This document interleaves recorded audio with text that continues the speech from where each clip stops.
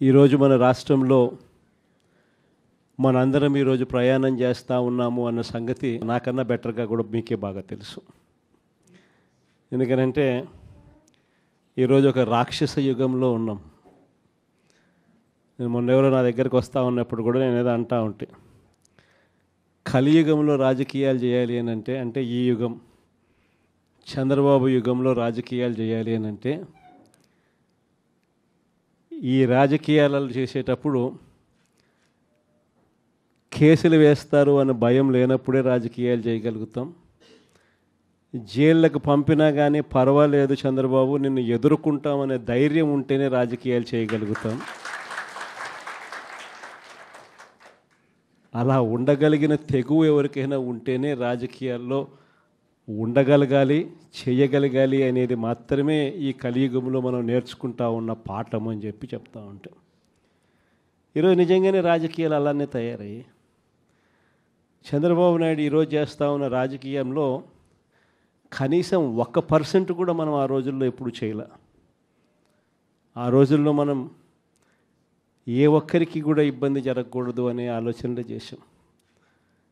In fact నాకు బాగా గుర్తుంది, తాడిపత్రి మున్సిపల్ ఎలక్షన్లు జరుగుతూ ఉన్నాయి. మనం రాష్ట్ర వ్యాప్తంగా మున్సిపాలిటీలన్నీ మనం స్వీప్ చేసినాం. రాష్ట్ర వ్యాప్తంగా జెడ్పీటీసీలు స్వీప్ చేసినాం, ఎంపీటీసీలు స్వీప్ చేసినాం, సర్పంచ్ స్థానాలు స్వీప్ చేసినాం.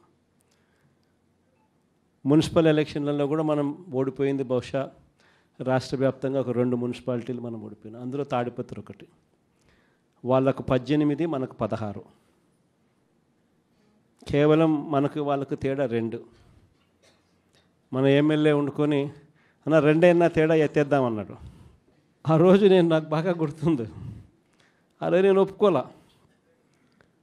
మన ఎమ్మెల్యే అయినని కూడా నేను హౌస్ అరెస్ట్ చేయించిన. మన ఎమ్మెల్యేని నేను హౌస్ అరెస్ట్ చేసి ఎన్నిక జరిపించి తాడిపత్రి మున్సిపాలిటీ సవ్యంగా జరిగించి చివరిగా తెలుగుదేశం 18 వాళ్ళకు, 16 మనకు న్యాయబద్ధంగా ప్రజాస్వామ్యబద్ధంగా ఎన్నిక జరిగింది ఆ రోజు. కానీ ఈరోజు చూస్తే పరిస్థితి ఎలా ఉంది అని చెప్పి ఒకసారి చూస్తే, మనమేమో అప్పట్లో జగనన్నకు చెబుదామని చెప్పి ఒక టెలిఫోన్ నెంబర్ ఇచ్చా, స్పందన అని ఒక ప్రోగ్రాం కూడా పెట్టా. ఎవరికి ఏ ఇబ్బంది వచ్చినా కూడా కులం చూడలా, మతం చూడలా, రాజకీయాలు చూడలా, పార్టీ చూడలా, చివరికి తెలుగుదేశం వానికి కూడా ఏదైనా ఇబ్బంది వచ్చినా కూడా జగనన్నకు చెబుదామని చెప్పి ఫోన్ చేస్తే చాలు, ఎమ్మెల్యేలు అడ్డుకున్నా, ఇంకొకరు అడ్డుకున్నా కూడా జగనన్నకు చెబుదామనే నెంబర్కు ఫోన్ చేస్తే చాలు వెంటనే స్పందన ఉండేది, వెంటనే పరిష్కరించే పరిస్థితి మన హయాంలో మనం చేసాం. స్పందన అని ఒక ప్రోగ్రాం పెట్టాం.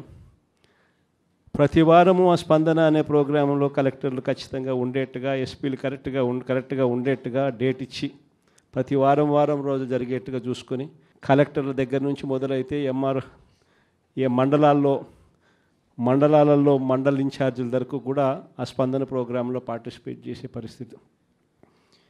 ఎవరికి ఏ సమస్య వచ్చినా కూడా స్పందనలో చెప్తే ఆ సమస్య పరిష్కారం అయ్యేదాకా డైరెక్ట్గా సీఎంఓ పర్సూ చేసి ఎందుకు ఈ సమస్య పరిష్కారం కావడం లేదు అని చెప్పి అడిగే పరిస్థితిలో మన పాలన చేసాం.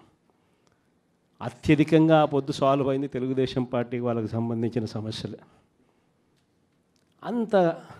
అంతగా మనం కులం చూడకుండా, మతం చూడకుండా, రాజకీయాలు చూడకుండా, మనకు ఓటు వేశారా లేదా అన్నది కూడా చూడకుండా ఆ రోజుల్లో మనం పరిపాలన అందిస్తే, ఈరోజు చూస్తే ఎలాంటి పరిస్థితులు ఉన్నాయి అని అంటే, ప్రజాస్వామ్యాన్ని పట్టపగలే కూనీ చేస్తూ ఉన్నా కూడా ఈరోజు ఎవరూ మాట్లాడలేని పరిస్థితిలో ఈరోజు పాలన సాగుతూ ఉంది. ఇలాంటి పరిస్థితుల్లో ఈరోజు మనం రాజకీయాలు చేస్తూ ఉన్నాం. ఈరోజు మొన్ననే చూసాం తిరువూరు ఎన్నిక, ఇప్పుడు కూడా జరుగుతూ ఉంది. ఇన్ఫ్యాక్ట్ తిరువూరు ఎన్నిక చూస్తే ఆశ్చర్యం కలిగించే నెంబర్సు. ఎందుకు ఎన్నికలు చేస్తూ ఉన్నారో కూడా ఎవరికి అర్థం కాదు. అక్కడ తిరువూరు పరిస్థితి ఏమిటి అని అంటే, 17 వైఎస్ఆర్సీపీ గెలిస్తే 20లో 3 టీడీపీ. మా తెలుగుదేశం పార్టీ ఎక్కడ గెలుస్తుంది, ఎందుకు గెలుస్తుంది, అసలు పోటీ ఎందుకు పెడతా ఉన్నారు? అయినా దాన్ని కూడా లాగేసుకోవాలి అని చెప్పి తాపత్రయంతో బలవంతం చేసి ప్రలోభాలు పెట్టి 17 మందిలో నుంచి ఒక 5 మందిని లాక్కొని చివరికి వైసీపీ 12, తెలుగుదేశం పార్టీ 8కి వచ్చినారు. అక్కడ కూడా ఎన్నిక కూడా ఇప్పటికీ మెజారిటీ మనమే కాబట్టి ఎన్నిక ఎప్పుడైనా మనమే గెలవాలి. ఆ ఎన్నిక కూడా జరగకోకుండా ఏకంగా పోలీసుల ఆధ్వర్యంలో ఎన్నిక ఆపుతూ ఉన్నారు. మన వాళ్ళందరినీ హౌస్ అరెస్టు, వాళ్ళందరినీ రోడ్ల మీదకి తీసుకొచ్చి నిలబెట్టినారు. ఈరోజు హౌస్ మోషన్, కోర్టులో హౌస్ మోషన్ ఈరోజు మనం మూవ్ చేసి ఈరోజు ఆ ఎన్నికకి సంబంధించి ప్రొటెక్షన్ ఇచ్చి పోలీసు వాళ్ళని తీసుకొని పోయి ఎన్నిక జరిపించమని చెప్పి కోర్టులు చెప్తే ఆ ఎన్నిక జరుగుతుందో జరగదో కూడా ఇంకా తెలియదు. నరసరావుపేట 17 వైసీపీని గెలిచింది. ఈరోజు వైసీపీ 13, తెలుగుదేశం పార్టీ ఈరోజు 3, ఒకరు చనిపోయినారు. సో ముగ్గురే ఉన్నప్పుడు, ఇప్పటికీ మనకి మెజారిటీ ఉన్నప్పుడు తెలుగుదేశం పార్టీ ఏ రకంగా గెలుస్తుంది? కానీ కోరం లేకపోయినా కూడా మేమే గెలిచేసినామని చెప్పి డిక్లేర్ చేసుకున్నారు. కారంపూడి 14 వైసీపీ, 14 వైసీపీనే గెలిచింది. ఈరోజు ప్రలోభాలు పెట్టి ఇంకొకటి చేసి వైసీపీ 8, తెలుగుదేశం పార్టీ 6. అయినా కూడా మనకే మెజారిటీ ఉంది. అయినా కూడా అక్కడ కూడా కోరం లేకపోయినా కూడా మేమే గెలిచాము అని చెప్పి డిక్లేర్ చేసుకున్న పరిస్థితి. అంతెందుకు కుప్పం మున్సిపాలిటీ దగ్గర నుంచి మొన్న జరిగిన రామకుప్పం ఉప ఎన్నిక దాకా కూడా ఎక్కడ చూసుకున్నా కూడా ఇదే పరిస్థితి. ఈరోజు ఇక్కడే ఉన్నారు. ఎందుకు?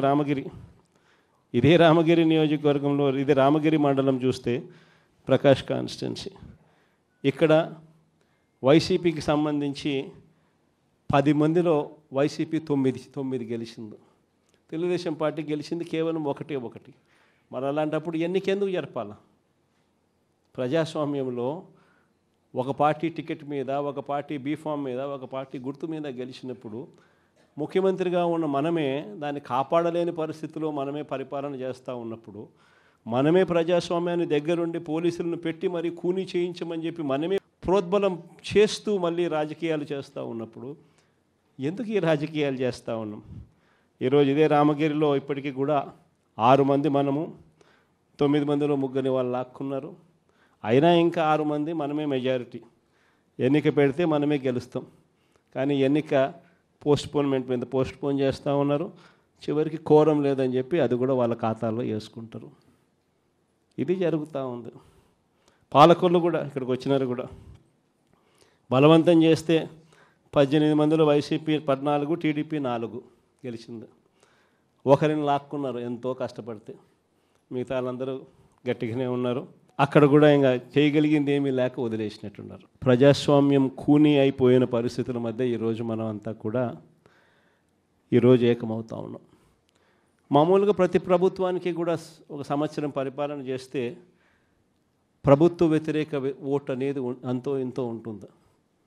అది మామూలుగా సంవత్సరం పరిపాలన చేసిన పార్టీకి ఈ లెవెల్లో మామూలుగా ఎక్కడైనా ఉంటే, చంద్రబాబు నాయుడు గారి పరిపాలన చేస్తామని తెలుగుదేశం పార్టీకి మాత్రం ఈ సంవత్సర కాలంలోనే ఇక్కడ ఉంది. ప్రభుత్వ వ్యతిరేక ఓటు అనేది ప్రజలు కూడా ఏ స్థాయిలో చంద్రబాబు నాయుడిని ద్వేషించుకుంటా ఉన్న పరిస్థితి ఉంది అని అంటే, ఆ ద్వేషం ఈ స్థాయిలోకి ఇప్పటికే సంవత్సరం కాలంలోనే వచ్చింది. గ్రామాలలో మొట్టమొదట కనపడేది ఏమిటి? ఈ స్థాయి నుంచి పిల్లలు మొదలు పెడతారు. చంద్రబాబు నాయుడుని ప్రశ్నించడం, చంద్రబాబు నాయుడు గారి కార్యకర్తలను ప్రశ్నించడం, చంద్రబాబు గారి నాయకులను ప్రశ్నించడం, ఈ స్థాయి నుంచి చిన్నపిల్లలు సైతం మొదలు పెడతారు. నా 15,000 సంగతి ఏమిటి అని ఈ స్థాయి నుంచి పిల్లలు మొదలు పెడతారు. ఎన్నికలప్పుడు ఏమని చెప్పాడు? ఇంటింటికి పోయాడు, ఇంటింటికి కరపత్రాలు పంచినారు, ఇంటింటికి బాండ్లు అన్నాడు, ఇంటింటికి పోయి ఏం చెప్పినాడు? ఇంట్లో చిన్నపిల్లలు, మీ ఇదే పాలకొల్లు నుంచి వచ్చిన కార్పొరేటర్లకు అయితే ఇంకా బాగా చక్కగా తెలుసు. ఆ మంత్రి రామానాయుడు అనే ఆ మంత్రి ఆయన మాట్లాడిన మాటలు వైరల్ అవుతూ ఉంటాయి. ఇప్పుడు ఈ రోజుకి కూడా సోషల్ మీడియాలో ఆయన మాట్లాడిన వీడియో టేపు. ఆయన ఏమన్నాడు, ఇంటింటికి ఆయన పోతాడు, ఆయనతో పాటు కార్యకర్తలు అందరినీ పంపించాడు. అక్కడ పోయిన ఏమంటాడు, చిన్నపిల్లలు కనపడితే నీకు 15,000, నీకు 15,000, నీకు 15,000. అదే ఇంట్లో నుంచి వాళ్ళ అమ్మ బయటకు వచ్చింది, పిల్లల అమ్మ, వాళ్ళ చిన్నమ్మ. వీళ్ళు బయటకు వస్తే వాళ్ళని చూడగానే, వాళ్ళని చూసిన వెంటనే నీకు 18,000, నీకు 18,000, నీకు 18,000 అంటాడు. సంతోషమా అని అంటాడు. మళ్ళా అంతలో ఇంట్లో నుంచి ఈ చిన్నమ్మలు, ఈ అమ్మలు, వాళ్ళ అమ్మలు బయటకు వచ్చినారు. వాళ్ళని చూడగానే నీకు 50 ఏళ్ళ వయసు కదా, మీకు 48,000, నీకు 48,000, నీకు 48,000 అన్న మొదలుపెట్టినాడు. అంతటితో ఆగల. ఇంట్లో నుంచి 20 ఏళ్ళ పిల్లోడు వస్తే ఇట్లా చూసి నీకు 36,000, నీకు 36,000, నీకు 36,000 సంతోషమా అన్నాడు. అంతటితో ఆగల. ఆ ఇంట్లో నుంచి ఒక రైతు బయటకు వచ్చినట్టు కండువా కప్పుకొని, రైతు అని చెప్పి ఎప్పుడైతే చూశాడో నీకు 26,000, నీకు 26,000, నీకు 26,000 అన్న మొదలుపెట్టాడు. ఇలా మనం చెప్పిన దానికన్నా కూడా 3 ఇంతలు 4 ఇంతలు ఎక్కువగా ఇస్తాము అని చెప్పి ప్రతి ఇంటికి కూడా వీళ్ళు చెప్పిన మాటలు వీళ్ళను వెంటాడుతూనే ఉంటాయి. ఏ ఒక్కరింటికి వీళ్ళు వెళ్ళలేని పరిస్థితి రాష్ట్రంలో ఈరోజు నెలకొని ఉంది. ఒకవైపున ఇలాంటి రాజకీయ పరిస్థితులు ఒకవైపున ఉన్నాయి. మాట మీద నిలబడని రాజకీయ నాయకుడు ఈరోజు రాష్ట్రంలో ముఖ్యమంత్రి హోదాలో ఉన్నాడు. మాట ఇస్తే ఆ మాట తప్పడం కోసమే, ఆ మాట అంటే వెన్నుపోటు పొడవడమే అని చెప్పి డెఫినేషన్ ఇస్తూ రాజకీయాలు చేస్తూ ఉన్న వ్యక్తి ఈరోజు ముఖ్యమంత్రి స్థానంలో కూర్చొని ఉన్నాడు. మరోవైపు రాష్ట్రంలో ఏది కూడా పట్టించుకునే పరిస్థితి లేదు.